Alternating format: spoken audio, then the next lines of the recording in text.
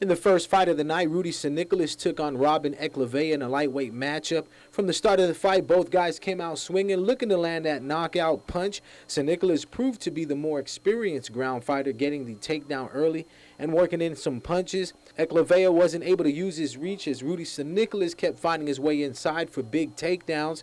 Rudy San Nicolas would come out on top after 3 rounds with the unanimous decision win after controlling the fight on the ground.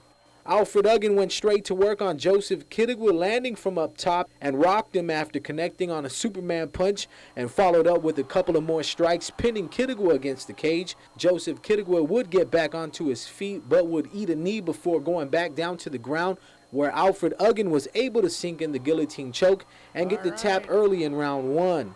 Christian Roughness dominated Mark Castro from beginning to end, forcing Castro to verbally submit in round 1. After a brief stand-up, Roughness was able to put Castro on his back and rain down with some shots. After Mark Castro was unable to defend himself and avoid taking punishment, he was forced to quit, awarding Roughness the win in less than 2 minutes into the fight.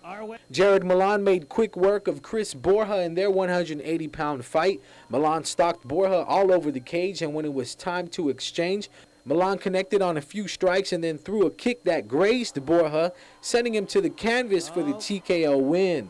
Tyron Jones picked up the unanimous decision win against Tarvis Mel C at 160 pounds.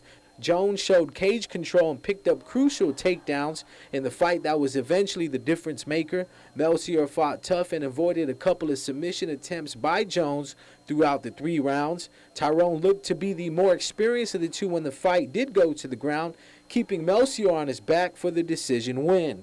Tyron picked up the win against MacLean Alfred by disqualification. MacLean Alfred had Tyron mounted and was landing blows, but when referee Tony D'Angelo attempted to stop the fight, Alfred landed shots after the break, forcing D'Angelo to disqualify Alfred for continuously striking a downed opponent. Ricky Camp evened the score against Scotty Eklavya in their rematch fight at 135 pounds. Eklavya took the first meeting by submission in the last round of the fight. This time around, Camp worked extensively on his ground game and showed it Friday night as Eklavya was unable to secure a takedown. Camp won the stand-up portion of the fight and worked Eklavya on the ground, getting takedowns of his own and landing more of the power shots for the unanimous decision win.